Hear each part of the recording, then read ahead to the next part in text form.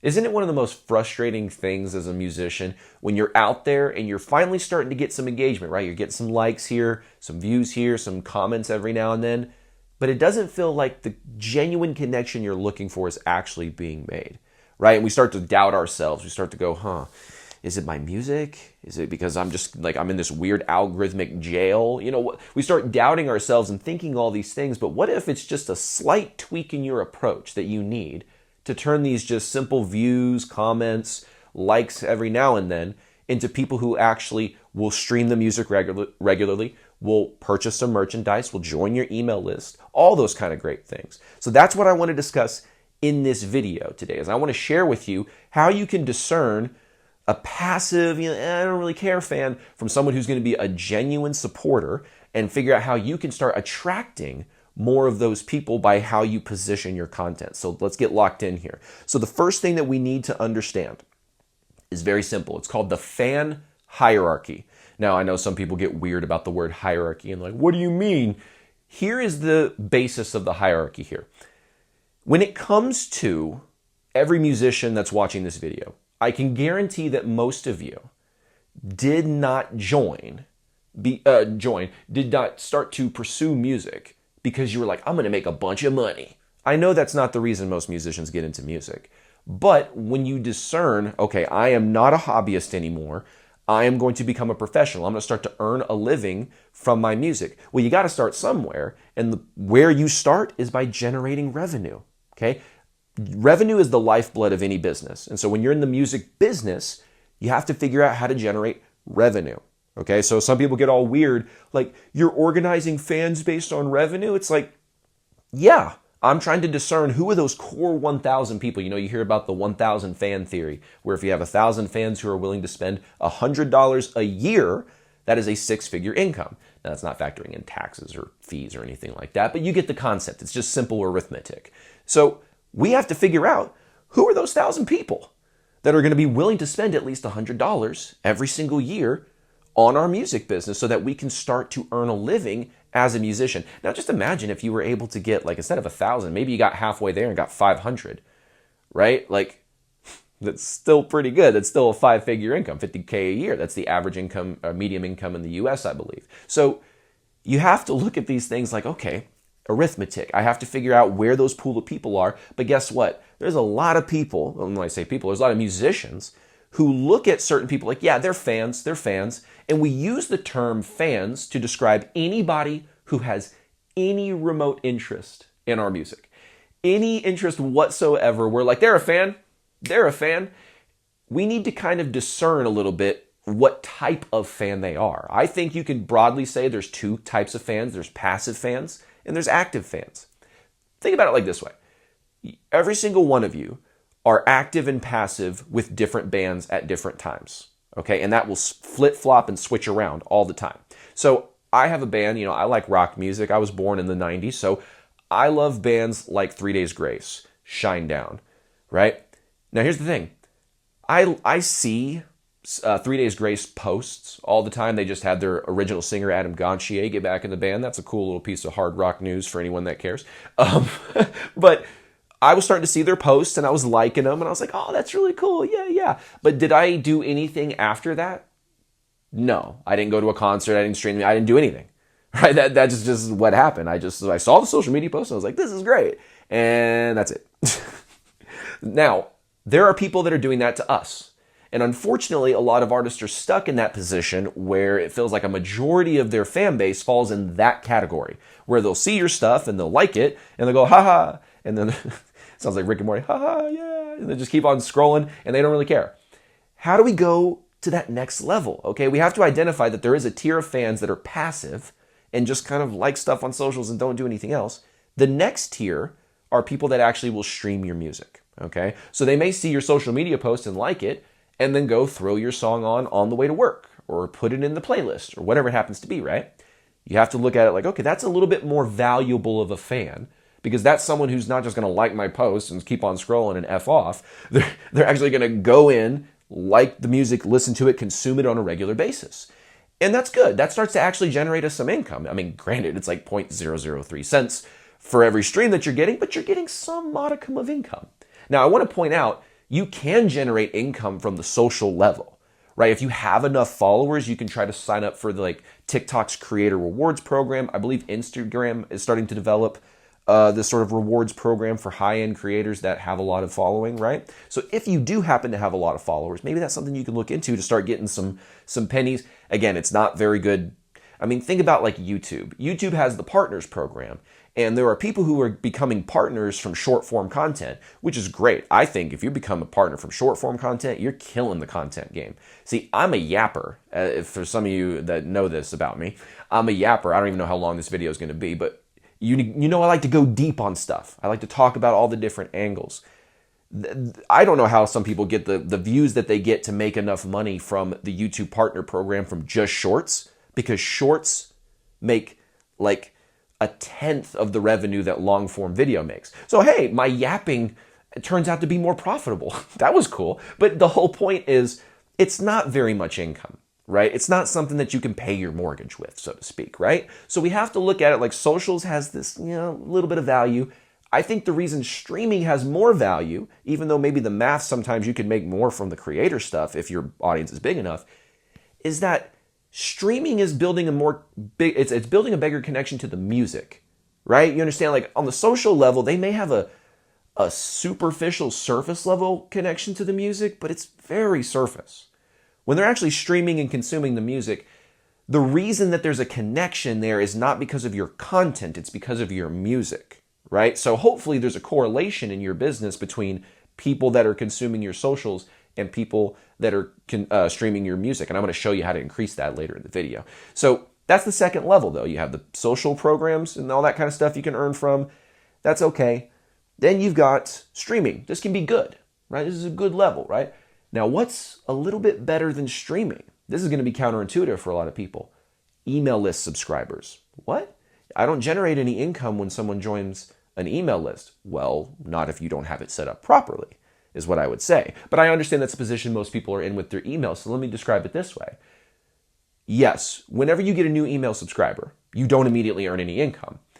But if you know how to properly communicate, as I'm going to show you, with your audience, you can build that connection much deeper, and you can start to now upsell into paid things. You can start to go into t-shirts or merch offers that you have, right? It's a nice little process, and you can generate way more money from that than you can per sale than streaming, socials, things like that. So to me, getting people into your email list is absolutely required. You have to get them into the email list, because now you're not determined, your reach to them is not determined by algorithms. It's determined by literally just having their contact information. That's why I like it. It's so direct. I believe really hardcore in direct marketing, getting your fans' contact info and directly marketing to them. Trying to use social media as more of like a pressure cooker. It's you're warming up the audience with the content. So you take people, in marketing terms, you have cold,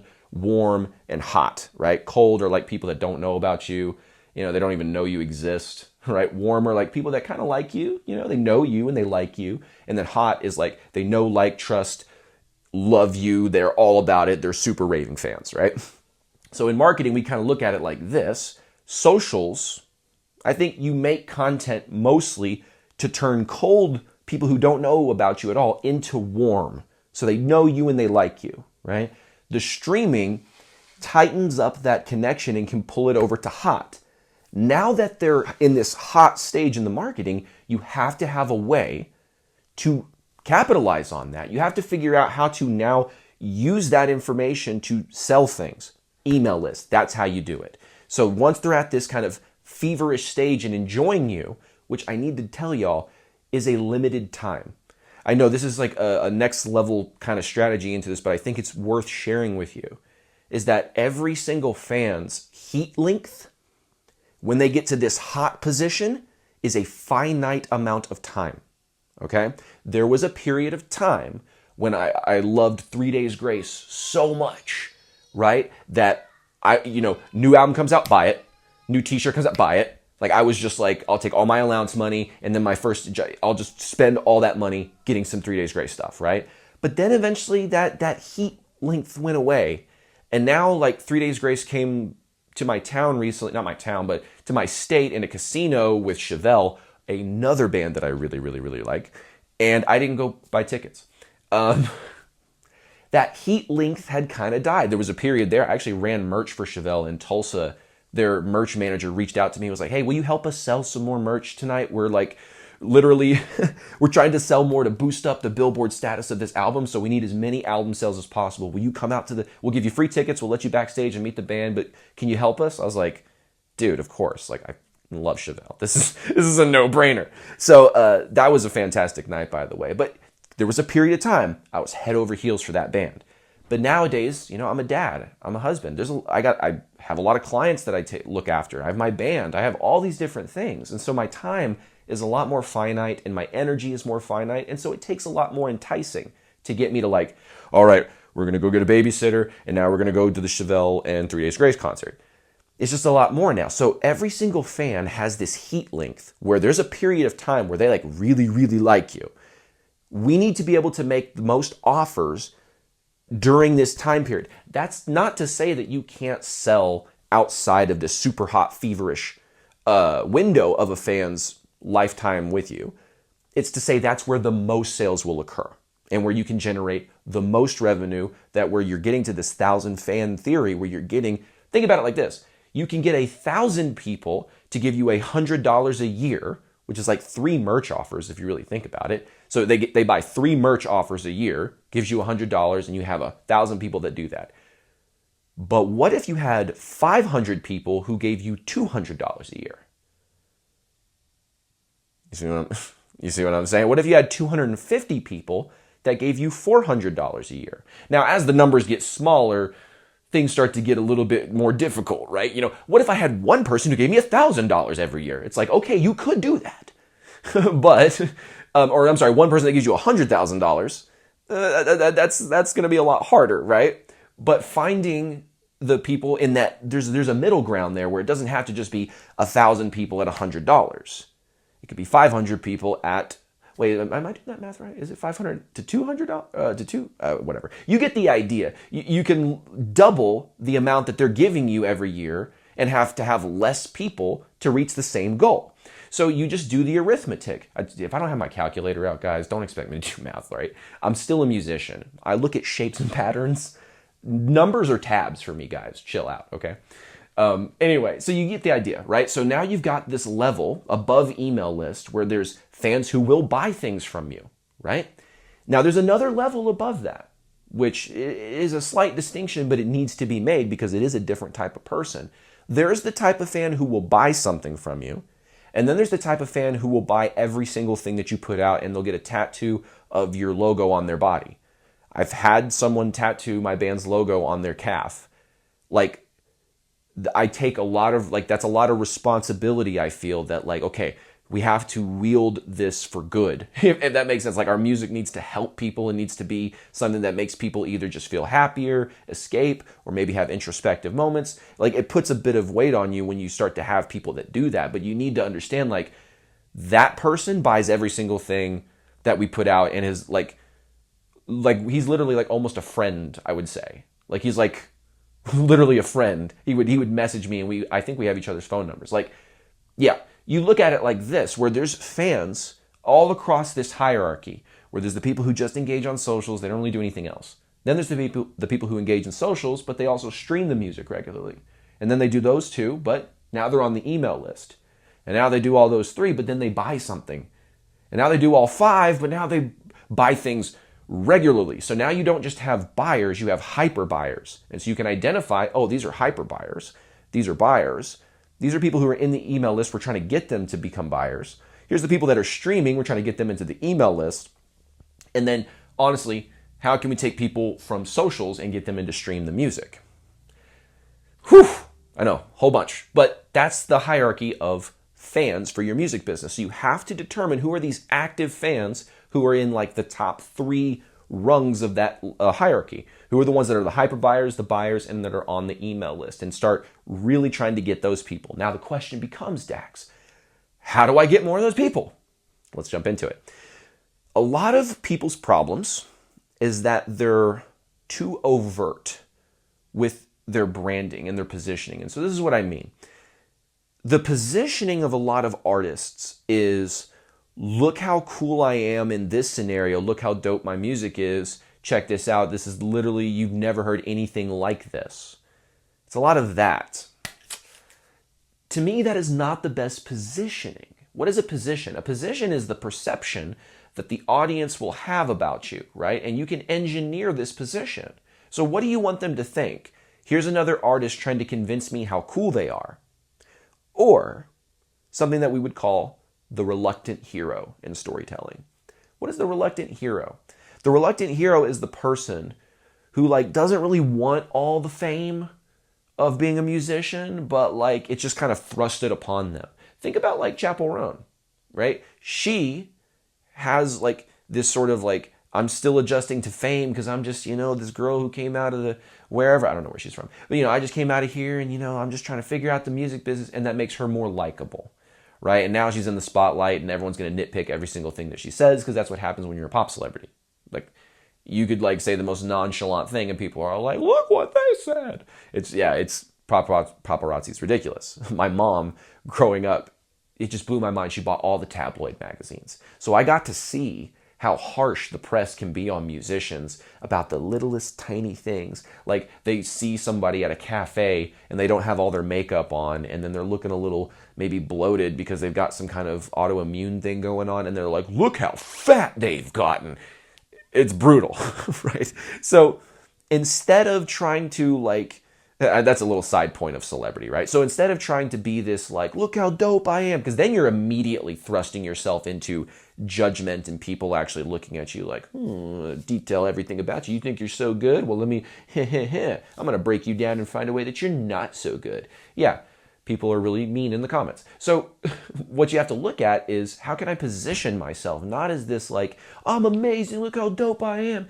How can I position myself as the reluctant hero? The person who's man, people just seem to really like this stuff, and I'm just some dude who goes and plays guitar in his basement. We started writing music, and I thought it was cool. I would have never thought I'd have so many people over the years come up to me and say how cool it is. And so apparently people want it, so I want to share this with you too, because people have been telling me, go put this out, go put this out. You notice the difference in positioning there? One position is look at me! It's very beggy and attention-seeky. It's very off-putting for most music fans that don't know you, right? When you're well-known, you can kind of do, a lot of these rules get very gray because you have such a name behind that you can kind of get away with a lot. Because you got numbers too, where if something doesn't really do well and it just does okay, it's still a decent, by most comparisons. But most of us are not at that super, super, super, super high level where you can do that. So we have to position ourselves in this way where it's kind of I'm just I just love my music, and I'm just trying to do something cool. I think this music can impact people in a really good way, and I want to make sure that I get it out to the world. And so this song, is about this and this, maybe that's not verbatim how you would want to do a piece of content, but that's the positioning you want them to feel whenever they're consuming it. You want them to look at it oh, he's not really trying to be this hardcore marketing musician. He's just trying to be someone who connects and relates to the stuff that I go through, right? So you're not above the fans, right? You're equal to them. Now, here's the reality. You do not view them as unequal. You view them kind of here with you, but they are going to view you above them.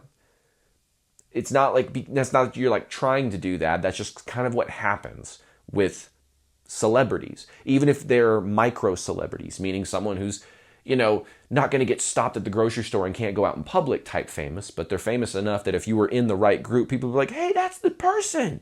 I had Jeff Walker, who is an absolute legend when it comes to selling things on the internet, on the show recently. And he talked about it. He's in this little corner of the world, this tiny 0.00001% corner of the world, I'm like Beyonce, right? And he is. I think he's bigger than Beyonce in that corner of the world, but he's a very modest, humble person. But you look at it and you say, that's kind of how you are. You're going to develop this positioning where you're sort of like Beyonce to your fans, but you don't want to position yourself no, I'm definitely Beyonce. I am the stuff and everyone is beneath me, and if I don't have caviar at every gig, then I ain't performing. I've heard some stuff. Like, I've read some stuff too, so a lot of it's conjecture. Who knows if that's actually true? But think about it. That's how a lot of celebrities will act. That's verified. Now, we understand, Dax. I have to have this reluctant hero positioning, right? Don't do the overt, I'm cool thing. Do the kind of like, man, people just seem to really want me to keep putting this music out. At first I was just kind of like in my bedroom and I didn't even really care about it, but people were like, dude, you got to put this out. You got to share this with people. So I'm like, okay, whatever.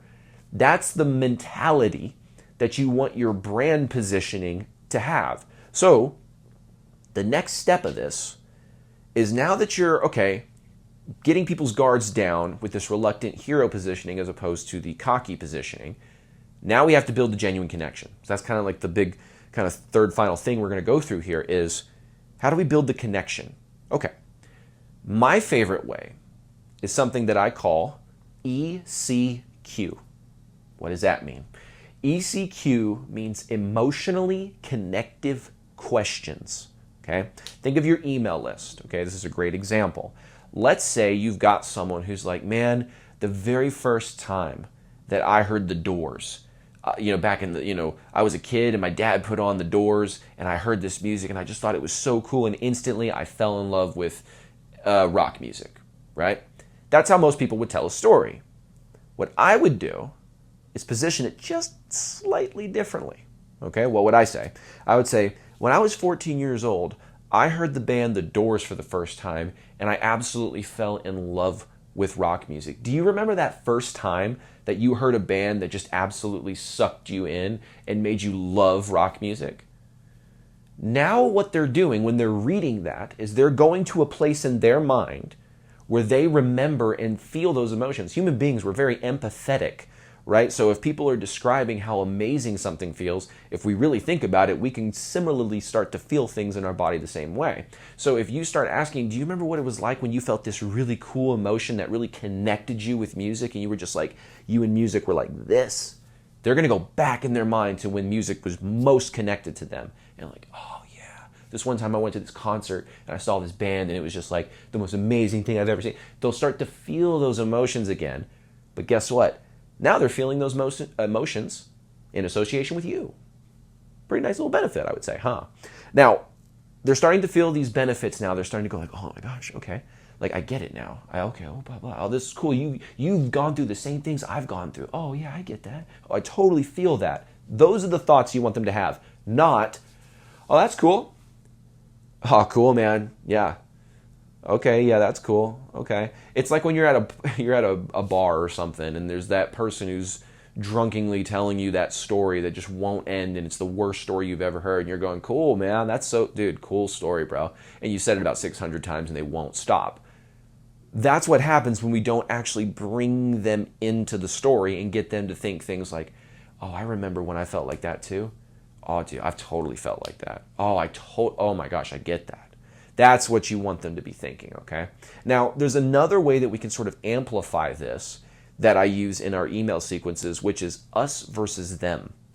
You would think, okay, I'm building a connection with someone. Why would I want to do us versus them? Well, you and your fans are going to be the us. And who the them is can kind of vary. Now, I'm giving you some pretty powerful ammo here, okay? So please use this responsibly. Here's my recommendation. Right in the middle, think of like polarity, right? Being divisive or polar, right? Right in the middle, you have no polarity. In fact, you have like no indifference. That's the reaction you get in the very middle, is indifference.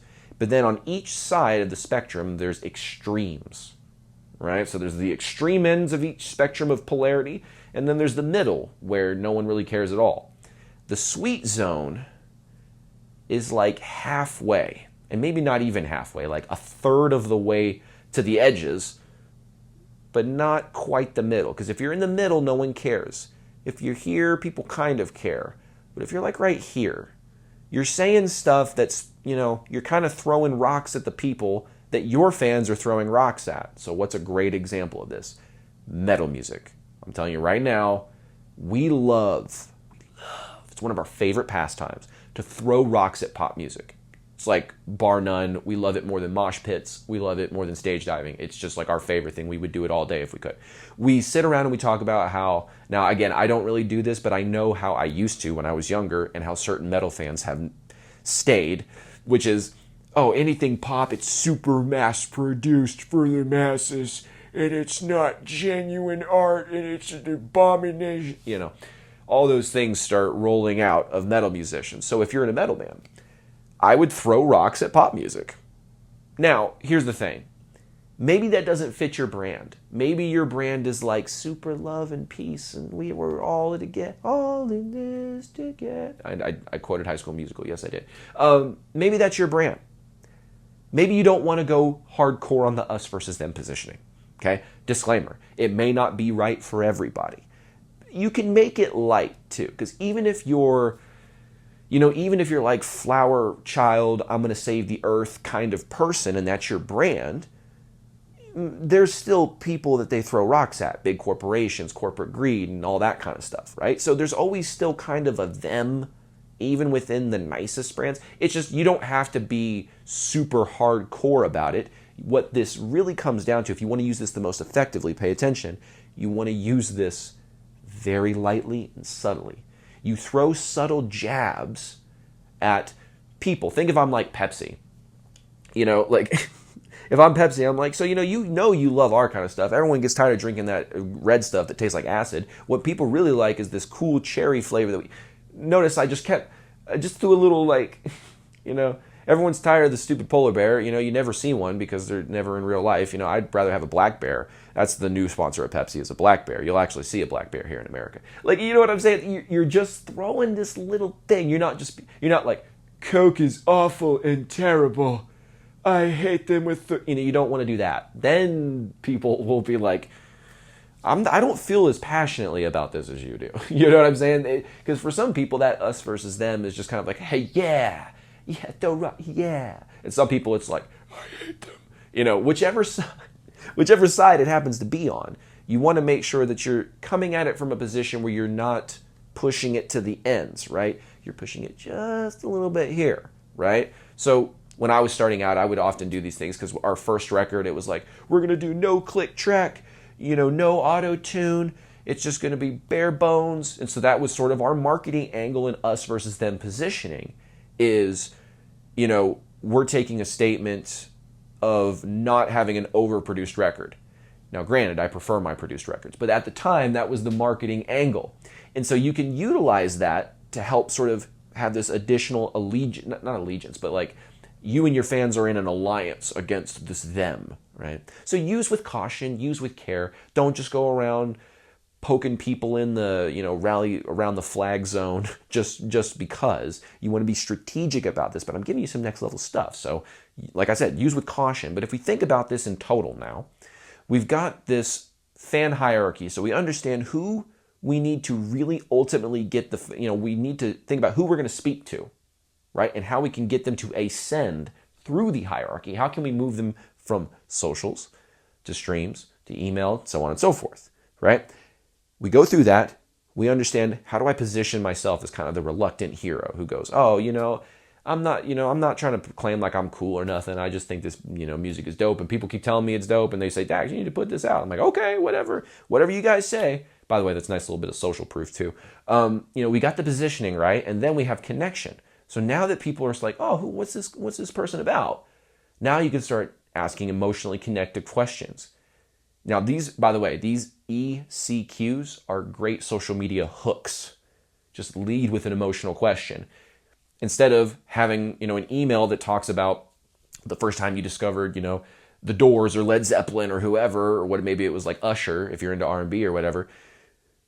Instead of doing that, you could put it onto social media where the hook just says POV, that moment you first discovered your love for Y genre, right? You can use something kind of like that, okay? So these are the ways that you take someone from passive, doesn't really care, just keeps on scrolling fan, and you turn them into someone who is a supporter, because we all like to support underdog stories.